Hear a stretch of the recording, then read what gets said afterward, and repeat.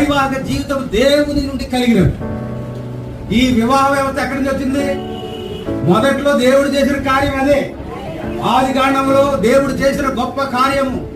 నువ్వు ఇల్లు కట్టడం ఘనమైన అనలేదు, పొలం కొనుక్కోవడం ఘనమైన అనలేదు, నువ్వు వ్యాపారం చేయడం ఘనమైన అనలేదు, కానీ వివాహమైనది అన్ని విషయములలో ఘనమైనది. ఆరుపు ఎలాంటిదంట? నిష్కల్మషంగా ఉండాలంట. నువ్వు పెళ్లికి ముందు ఎలాంటి పడకలో ఎక్కకూడదు. వివాహమైన తరువాత నీ భార్యతో మాత్రమే ఆ పడకను పవిత్రంగా ఉంచుకోవాలి. అమ్మాయి జాగ్రత్త వినండి. ఈ స్వరం ఎంత దూరం వినపడుతుంది వాళ్ళందరూ కూడా వింటే మీ జీవితాలు బాగుపడతాయి.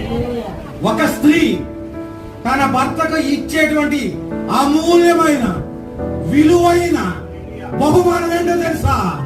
తన శీలము.